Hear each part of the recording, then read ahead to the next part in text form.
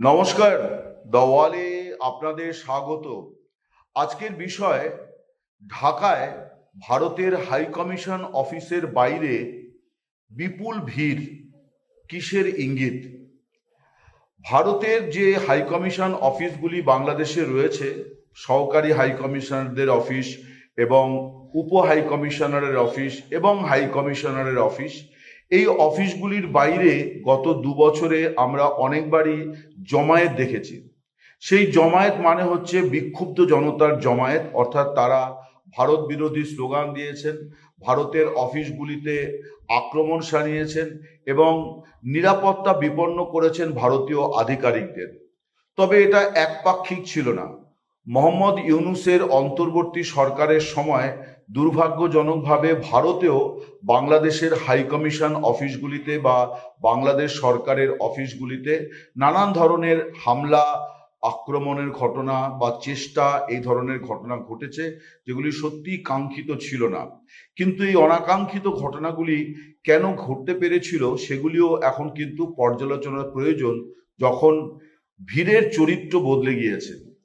ঢাকায় বারিধারায় ভারতের যে হাই কমিশন অফিস, সেই হাই কমিশন অফিসে গত 28 তারিখ রবিবার থেকে বিপুল মানুষের ভিড় হচ্ছে। সকাল থেকে ভোর রাত থেকে মানুষ সেখানে লাইন দিচ্ছেন। কেউ কেউ আগের দিন সন্ধ্যায় বাড়ি থেকে রওনা দিচ্ছেন, সারা রাত যানবাহনে কাটিয়ে ভোর রাতে হাই কমিশন অফিসের বাইরে লাইন দিচ্ছেন। তারপর সেই হাই কমিশন অফিসের দরজা খুললে হুড়মুড়িয়ে গিয়ে তারা বিভিন্ন কাউন্টারের সামনে লাইন দিচ্ছেন। তার কারণ তারা ভারতে আসতে চান, তাদের জরুরি ভিত্তিতে ভারতে আসা দরকার। এই মানুষদের মধ্যে এমন অনেকেই আছেন যাদের জীবন সংশয়ের মতো পরিস্থিতি আছে, অর্থাৎ দ্রুত ভারতের কোনো হাসপাতালে তাদের চিকিৎসা প্রয়োজন। এই মানুষের মধ্যে অনেকে আছেন যারা দীর্ঘদিন আত্মীয়ের মুখ দেখেননি, ভারতে সেই আত্মীয়দের তারা চাক্ষুষ করতে চান। এই ভিড়ের মধ্যে অনেকে আছেন যারা পড়াশুনোর জন্য ভারতে আসতে চান, খোঁজ খবর করতে চান। এই ভিড়ের মধ্যে অনেকে আছেন যারা তাদের চিকিৎসা, অর্থাৎ নিয়মিত চিকিৎসার জন্য ভারতে আসা দরকার। কলকাতায় বা অন্যান্য শহরে তারা চিকিৎসা করান, সেই চিকিৎসার ফলো আপ ট্রিটমেন্টের জন্য তাদের দ্রুত ভারতে আসা দরকার। এছাড়া বহু মানুষ আছেন যারা ভারত দর্শন করতে চান, অর্থাৎ ভারতের বিভিন্ন শহর, ভারতের বিভিন্ন গুরুত্বপূর্ণ এলাকা, ভারতের প্রাকৃতিক সৌন্দর্যময় এলাকা, এই সমস্ত এলাকা তারা ঘুরে দেখতে চান, ভারতকে জানতে চান।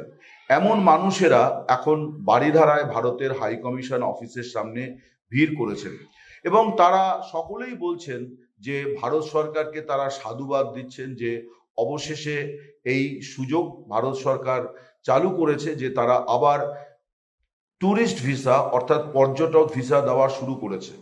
মাঝে সব ধরনের ভিসা দেওয়াই বন্ধ হয়ে গিয়েছিল, তারপর সীমিত আকারে মেডিকেল ভিসা দেওয়া হচ্ছিল এবং এই যে ভিসা দেওয়া বন্ধের সিদ্ধান্ত, এটা দুদেশের তরফেই করা হয়েছিল। এবং আমরা সবাই জানি যে বিগত অন্তর্বর্তী সরকার, বাংলাদেশে মোহাম্মদ ইউনূসের অন্তর্বর্তী সরকারের সময় ভারতের সঙ্গে সম্পর্কের চরম অবনতি ঘটেছিল। এই যে অবনতি ঘটেছিল, সেই অবনতি কেন ঘটেছিল এ নিয়ে ইতিহাস নিশ্চয়ই অনেক বিচার বিশ্লেষণ করবে, কিন্তু দু দেশই যে ছেলে মানুষটি করেছে সেটি হচ্ছে যে কূটনৈতিক বিরোধিতা বা সরকারের সঙ্গে সরকারের বোঝাপড়া না হওয়ার দায়টা দুতরফেই চাপিয়েছিল সাধারণ মানুষের ওপর। অর্থাৎ যারা একে অপরকে মিলতে চান, যারা দু দেশেই যাদের আত্মীয় স্বজন আছে, বন্ধু বান্ধব আছেন, শুধু তাই নয়, প্রতিবেশী দেশের প্রতি মানুষের একটা স্বাভাবিক আকর্ষণ থাকে। এছাড়া প্রয়োজন তো আছেই। বাংলাদেশিদের ভারতের প্রতি প্রয়োজনের মাত্রাটা ভারতীয়দের তুলনায় বেশি। তার কারণ বাংলাদেশিদের ভারতে শিক্ষা, ভারতের চিকিৎসা এবং অন্যান্য সুযোগ সুবিধা, ব্যবসা ইত্যাদি কারণে তুলনামূলকভাবে বেশি আসতে হয়। তারা অনেক বেশি ভারত নির্ভর। এটা শুধুমাত্র যে তাদের ভারত নির্ভরতার দিকটা দেখলেই হবে না, এর সঙ্গে আছে যে ভারতের অর্থনীতির সঙ্গেও কিন্তু যৎসামান্য হলেও বাংলাদেশের পর্যটকদের এই যে যোগদান, অর্থাৎ প্রতি বছর তারা যে কয়েক লাখ মানুষ ভারতে আসেন, তার ফলে ভারতের অর্থনীতিতেও কিন্তু তার একটা ইতিবাচক প্রভাব আছে। যেমন ধরা যাক কলকাতার নিউ মার্কেট এলাকা বা নিউ মার্কেট সংলগ্ন এলাকা, যেখানে এসে বাংলাদেশিরা, সাধারণ বাংলাদেশিরা ওঠেন, বা বাইপাসের ধারে যে হাসপাতালগুলি, সেই হাসপাতালগুলিকে কেন্দ্র করে অনেক কলোনি বা উপনিবেশ তৈরি হয়েছে, যেখানে অধিকাংশ বাসিন্দা বাংলাদেশি ছিলেন। গত 2 বছর সেগুলি ফাঁকা গিয়েছে। নিউ মার্কেটের অনেক দোকানদার তারা আক্ষেপ করছিলেন যে কবে বাংলাদেশিরা আসবেন, তার কারণ তাদের ক্রেতাদের সিংহভাগ বাংলাদেশি। কথাও ঠিক যে বাংলাদেশের বহু মানুষ, বিশেষ করে উচ্চবিত্ত মানুষের মধ্যে একটা প্রবণতা আছে যে তাদের পারিবারিক যে কোনো উৎসব অনুষ্ঠান বা ভালো সময় কাটানোর জন্য তারা কলকাতায় এলে পরে নিউ মার্কেট চত্বরে তাদের কেনাকাটা করার একটা প্রবণতা দীর্ঘদিনের। এটা এখন প্রায় একটা ঐতিহ্যে পরিণত হয়েছে। সেই ঐতিহ্য কিন্তু একটা ভাটা পড়ে গিয়েছিল, যে ভারত সরকার ট্যুরিস্ট ভিসা দেওয়া সীমিত করার ফলে, এবং ফাইনালি এক পর্বে গিয়ে তারা বন্ধই করে দিয়েছিল। এখন ভারত সরকারের সঙ্গে বাংলাদেশ সরকারের, অর্থাৎ ইউনূস সরকারের যে সম্পর্ক তলানিতে ঠেকেছিল, সেটা কাদের অপদার্থতা বা কাদের ভুলের জন্য হয়েছিল, এই বিচার বিশ্লেষণ করার উদ্দেশ্য এই ভিডিও নয়। এই ভিডিওর উদ্দেশ্য হচ্ছে এটাই যে দুদেশের মানুষের প্রয়োজনটাকে যদি দুই দেশের কর্তা ব্যক্তিরা বিবেচনায় রাখেন, তাহলে বোধহয় নাগরিকদের প্রতি সুবিচার করা হয়। ঢাকার বারিধারায় যে ভারতের হাই কমিশনের বাইরে প্রতিদিন সকাল থেকে যে শত শত হাজার হাজার মানুষ ভিড় করছেন, তারা কারা? তারা কি সকলেই ভারত বিরোধী?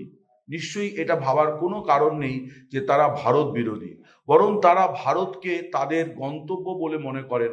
বাংলাদেশের অন্তর্বর্তী সরকার তারা চীনের সঙ্গে বোঝাপড়ার চেষ্টা করছিল যে বাংলাদেশিরা চীনে যাবেন চিকিৎসা করাতে, কিন্তু কয়েকজন সেখানে গিয়েই বুঝতে পেরেছেন যে ভারত আর চীন অন্তত চিকিৎসায় এক নয়, অর্থাৎ চীনের চিকিৎসা অনেক বেশি মহার্ঘ। এছাড়া ভাষাগত সমস্যা, খাদ্য সংক্রান্ত সমস্যা, এসব তো আছেই। চীনের যে কোনো ক্ষেত্রেই খরচপাতি ভারতের তুলনায় অনেক অনেক বেশি। ফলে ভারত যে বাংলাদেশের সাধারণ নাগরিকদের জন্য একটা নির্ভরযোগ্য স্থল বা দেশ, এ নিয়ে কোনো সংশয় নেই, এবং অধিকাংশ বাংলাদেশি সেটা মনে প্রাণে বিশ্বাস করেন। কিন্তু দুদেশের মানুষের মধ্যেই একটা পরস্পরের প্রতি সন্দেহ, বিদ্বেষ, ক্ষোভ, এই বিষয়গুলো যে আছে, এ নিয়ে এটাও অস্বীকার করার কোনো উপায় নেই।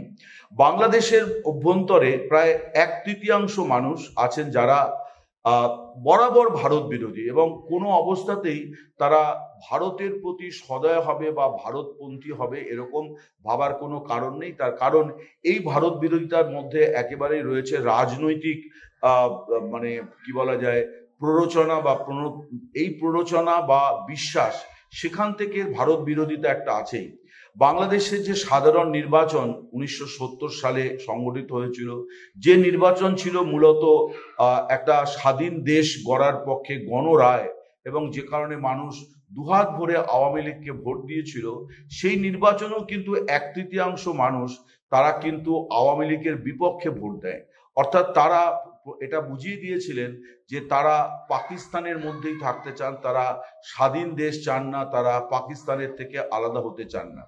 এখন কোনো মানুষ যদি তার পাকিস্তান প্রীতি থাকতেই পারে, এটা নিয়ে প্রশ্ন তোলা বা তার এই রাজনৈতিক অবস্থান নিয়ে প্রশ্ন তোলা, এটা একটা বিষয়। আরেকটা বিষয় হচ্ছে যে এই পাকিস্তানের অনুগামী থাকা বা পাকিস্তানপন্থী থাকার সুবাদে অকারণ ভারত বিরোধিতা, এই যে বিষয়টি, এই বিষয়টি কিন্তু বাংলাদেশকেই অনেক বেশি ক্ষতিগ্রস্ত করেছে। গত 2 বছরে একথা ঠিক যে কলকাতা এবং মানে ভারতের বিভিন্ন শহরে যে হাসপাতালগুলি আছে, মার্কেটগুলি আছে, সেখানে অর্থনৈতিকভাবে ব্যবসায়ীদের অনেক ক্ষতি হয়েছে। কিন্তু আমরা যদি বাংলাদেশের সাধারণ মানুষের দৃষ্টিকোণ থেকে দেখি, যে ক্যান্সারের পেশেন্ট, তার ইমিডিয়েট কলকাতার কোনো হাসপাতালে চিকিৎসা দরকার ছিল, যিনি সেই চিকিৎসা করাতে পারেননি, হয়তো কেউ কেউ অকালে মানে প্রয়াত হয়েছেন, তাদের কথা যদি আমরা ভাবি, তাহলে এখন বোধহয় এই বিষয়টি দুই দেশের শীর্ষ নেতৃত্বের স্তরে একটা পাকাপাকিভাবে ভাবা উচিত যে দুদেশের মধ্যে সম্পর্কের যতই অবনতি হোক না কেন, অন্তত সাধারণ মানুষের ভিসা, সাধারণ মানুষের প্রয়োজনে একে অপরের দেশে যাতায়াতের বিষয়টিকে যেন কোনো মতেই এই কূটনৈতিক সংঘাতের অন্তর্ভুক্ত না করা হয়। এমনকি এই মর্মে এক ধরনের বোঝাপড়া, সমঝোতা বা চুক্তিও করাও কিন্তু অসম্ভব নয়। যে যাই ঘটুক না কেন, জনতার দরবার জনগণের জন্য দুয়ার খোলা থাকবে। অর্থাৎ সাধারণ মানুষ তাদের প্রয়োজন মতো ভারতে আসবেন, ভারতীয়রা তাদের প্রয়োজন মতো বাংলাদেশে যাবেন। ভারতীয়দের একটা বড় অংশ, বিশেষ করে পশ্চিমবঙ্গের মানুষ দীর্ঘ কয়েক বছর ধরে থাইল্যান্ড এবং অন্যান্য ইদানিং ভিয়েতনামে যাওয়ারও একটা প্রবণতা দেখা যাচ্ছে। কিন্তু আমার মনে হয় যে মানুষ একটু চাইলে, তারা চেষ্টা করলে একবার অন্তত অভিজ্ঞতা অর্জনের জন্যও বাংলাদেশে যেতে পারেন। বাংলাদেশের শহরগুলি, বাংলাদেশের প্রাকৃতিক শোভা, নদীর শোভা এবং খাবার দাবারের যে বৈচিত্র্য, এছাড়া ভাষাগত যে সুবিধা, এই সুবিধাগুলি নেওয়া এবং খরচের দিক থেকেও আমার মনে হয় যে ভিয়েতনাম বা থাইল্যান্ডের তুলনায় বাংলাদেশে খরচ অনেক কম হবে। একইভাবে বাংলাদেশিরাও তারাও তাদের সিঙ্গাপুর বা থাইল্যান্ড বা অন্যান্য দেশের পরিবর্তে তারা ভারতকে বেছে নেন, কিন্তু এই খরচের প্রশ্নটাকে বিবেচনায় রেখে। এবং এর সঙ্গে এটাও ঠিক যে চিকিৎসাতে ভারতের যে অবস্থান, ভারত যে উন্নতি সাধন করেছে, তার সুবিধাও বাংলাদেশিরা পেতে চান। ফলে দুটো দেশের মধ্যে যদি সম্পর্ককে স্বাভাবিক রাখতে হয়, তাহলে দুদেশের জনসাধারণের মধ্যে এই যোগাযোগটাকে কোনো অবস্থাতেই বিচ্ছিন্ন করা ঠিক হবে না। বাংলাদেশে নতুন দায়িত্ব নিয়ে কমিশনার হিসেবে দায়িত্ব নিয়ে গিয়েছেন দীনেশ ত্রিবেদী। তিনি জনগণের মানুষ, তার কারণ তিনি একজন রাজনীতিবিদ, তিনি দীর্ঘদিন রাজনীতির সঙ্গে যুক্ত। ফলে জনসাধারণের দিকটি তিনি যে একটু বেশি উপলব্ধি করবেন, এটা তার কাছ থেকে প্রত্যাশা করা যায়। এবং প্রথম দিন, দায়িত্ব নেওয়ার দিন, তিনি যেভাবে বাংলাদেশের সংবাদ মাধ্যমের সঙ্গে আন্তরিকতার সঙ্গে কথা বলেছেন এবং ঢাকায় ভারতের ভিসা সেন্টারে গিয়ে সেখানে যারা মানুষ আবেদন করতে এসছেন তাদের সঙ্গে কথা বলেছেন, এবং এক নারী তাকে বলেছেন যে প্রতিবন্ধী এবং শিশুদের অপেক্ষার জন্য একটা আলাদা ব্যবস্থা থাকলে ভালো হয়। দীনেশ ত্রিবেদী সঙ্গে সঙ্গে সেই প্রস্তাব গ্রহণ করেছেন এবং ওই নারীকে প্রশংসা করেছেন যে আপনি একটি ভালো প্রস্তাব দিয়েছেন। এই যে কাজটি দীনেশ ত্রিবেদী করেছেন, এবং তিনি যেদিন দায়িত্ব নিলেন সেদিন এই সুখবরটি দিয়েছিলেন যে 28 তারিখ থেকে ভারতের ট্যুরিস্ট ভিসার জন্য অনলাইনে আবেদন করা যাবে। ইতিমধ্যে আবেদনের পর আরেকটি প্রশ্ন উঠেছিল যে স্লট অ্যালটমেন্ট, অর্থাৎ ভিসার আবেদন করার পর আবেদনকারীর সঙ্গে যে মুখোমুখি সাক্ষাৎকারের ব্যবস্থা করা হয়, ডকুমেন্ট চেক করা হয়, তার জন্য স্লট বুকিংয়ে কিছু জটিলতা হচ্ছিল। সেটাও কিন্তু অটোমেটেড করে দেওয়া হয়েছে। অর্থাৎ স্লট ফাঁকা থাকলে আবেদনকারীর নামে অটোমেটিক একটা স্লট বরাদ্দ হয়ে যাবে, অর্থাৎ দিন এবং সময় বরাদ্দ হয়ে যাবে। ওই নির্দিষ্ট দিনে নির্দিষ্ট সময়ে তিনি গিয়ে ডকুমেন্ট সহ হাজির হলে পরে তার ভিসার কাজটি, প্রসেসিং কাজটি আরো দ্রুত হবে। আমি দেখছিলাম বাংলাদেশের বিভিন্ন সংবাদ মাধ্যমে যে ভিডিও এবং খবরাখবর ছাপা হয়েছে, তাতে অনেকেই এটা বলেছেন যে একটা দালাল চক্রের কথা বলছেন। দালাল চক্রের সমস্যা দুদেশেই আছে। আমি আশা করব যে বাংলাদেশে নতুন হাই কমিশনার এই বিষয়টি সত্যাসত্য যাচাই করে উপযুক্ত পদক্ষেপ করবেন। এবং এটা আমিও দেখছিলাম যে ভিডিওগুলিতে বা অন্যান্য সংবাদ মাধ্যমে আমি দেখছিলাম যে সাধারণ মানুষ, একটা বিপুল অংশের মানুষ, তারা কিন্তু এই ঘোষণাতে অত্যন্ত খুশি। ফলে তারেক রহমানের সরকারের সঙ্গে নরেন্দ্র মোদীর সরকারের বোঝাপড়া কোন স্তরে পৌঁছবে, সেখানে চীন, পাকিস্তান, এই যে সব অঙ্ক বা ইদানিং যে তুরস্কের ইনভলভমেন্টের কথা বলা হচ্ছে, এসব নিয়ে বা ভারতের সঙ্গে ভারতকে শায়েস্তা করার জন্য বা ভারতকে জবাব দেওয়ার জন্য চীন এবং পাকিস্তানকে নিয়ে বাংলাদেশ তৈরি হচ্ছে, এই যে বিষয়গুলো কূটনৈতিক স্তরে এবং সামরিক বিশেষজ্ঞরা নানানভাবে আনছেন, এই বিষয়গুলো নিশ্চিতভাবেই দুদেশের জন্য অত্যন্ত গুরুত্বপূর্ণ। কিন্তু আমার মনে হয় যে এই বিষয়গুলিকে সবসময় সাধারণ মানুষের যে চলাফেরা, বোঝাপড়া এবং প্রয়োজন, এই প্রয়োজনের সঙ্গে এগুলোকে মেশালে পরে আমরা কোনোদিনই কিন্তু দুটি দেশ, পাশাপাশি দুটি দেশ কখনোই এই সংঘাতের আবহ থেকে বেরোতে পারবো না। যদি সংঘাতের আবহ থেকে বেরোতে হয়, তাহলে নাগরিকদের মধ্যে মেলবন্ধনটা অত্যন্ত জরুরি। এবং আমার মনে হয় যে অন অ্যারাইভাল ভিসা, বিশেষ করে প্রয়োজনের কথা ভেবে, যে বাংলাদেশের বিপুল সংখ্যক মানুষের কিন্তু ভারতের চিকিৎসা এবং অন্যান্য প্রয়োজনে তাদের নির্ভরতা আছে। ভারত বড় অর্থনীতি, ভারতীয়দের নির্ভরতা তুলনামূলকভাবে কম। এই মুহূর্তে মানে ভারতের একটা বড় ইস্যু, যেটা বাংলাদেশকেও খুব বিরক্তির কারণ হয়েছে বাংলাদেশের জন্য, সেটি হচ্ছে যে অনুপ্রবেশকারীদের পুশব্যাক। এটাও বাংলাদেশকে নিশ্চিত করতে হবে যে কেউ যেন বেপথে ভারতে প্রবেশ না করে।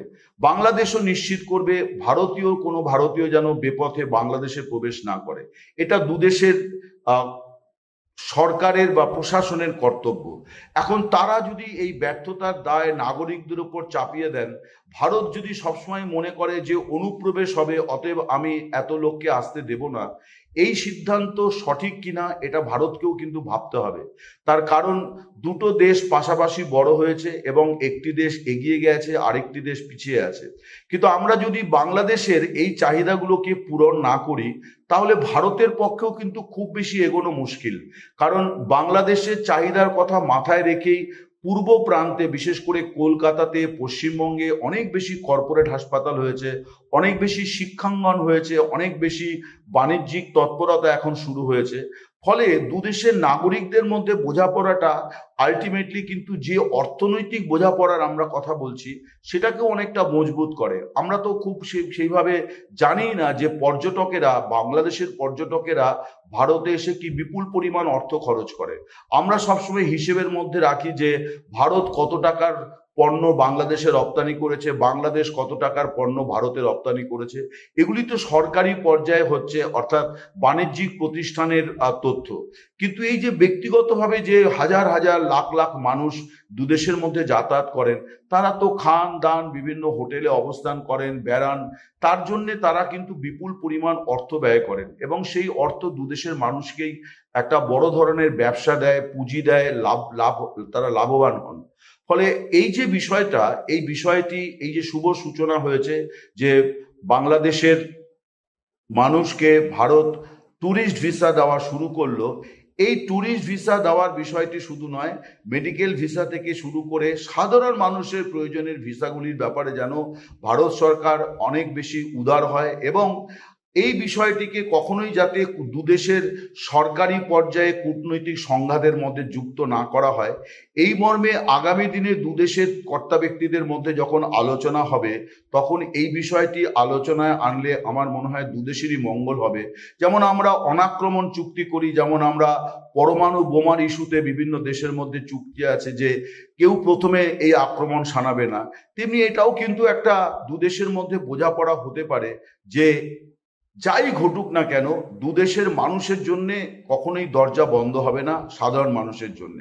এখন তো এমন একটা সময় বাংলাদেশে ভারত সরকার ট্যুরিস্ট ভিসা বাংলাদেশিদের জন্য চালু করলেন, যখন রাষ্ট্রীয় স্বয়ংসেবক সংঘের শীর্ষ স্তর থেকে, অর্থাৎ বিজেপির আদর্শিক সংগঠন রাষ্ট্রীয় স্বয়ংসেবক সংঘ, তার শীর্ষ স্তর থেকে এমন প্রস্তাবও আসছে যে শুধু বাংলাদেশ বা প্রতিবেশী দেশ, অন্য দেশগুলি শুধুই নয়, পাকিস্তান, যে পাকিস্তানের সঙ্গে একটা শত্রুতার সম্পর্ক, সেই পাকিস্তানের নাগরিকদের জন্য ভারতের দরজা খুলে দেওয়া উচিত, নাগরিকদের মধ্যে মেলবন্ধন শুরু করা উচিত। ফলে এই বিষয়টি আশা করি আগামী দিনে দ্বিপাক্ষিক আলোচনায় স্থান পাবে। বিশেষ করে বাংলাদেশের কথা বলবো যে বাংলাদেশের নাগরিকদের ভারত নির্ভরতার একটা ধারাবাহিকতা আছে, সেই ধারাবাহিকতাকে হঠাৎ করে কোনো কূটনৈতিক সংঘাতের কারণে অনেকটা মুখের ওপর দরজা বন্ধ করে দেওয়া কখনোই কাঙ্ক্ষিত নয়। বরং আমি বলবো যে অন্তর্বর্তী সরকারের সময় দুদেশেরই নেতৃত্ব ছেলে মানুষই করেছেন এই ভিসা বন্ধের মতো কঠোর সিদ্ধান্ত নিয়ে। আবার ভিসা তারা যে চালু করলেন, এজন্য অবশ্যই তাদের সাধুবাদ প্রাপ্য, নরেন্দ্র মোদী সরকারের সাধুবাদ প্রাপ্য, বাংলাদেশ সরকারের সাধুবাদ প্রাপ্য। তারা আগেই ভিসা উন্মুক্ত করেছেন। আশা করি এই শুভ মানে ভাবনার এটা বিরামহীন থাকবে, এটা কখনোই বন্ধ হবে না। নমস্কার, শুভরাত্রি, সকলে ভালো থাকবেন।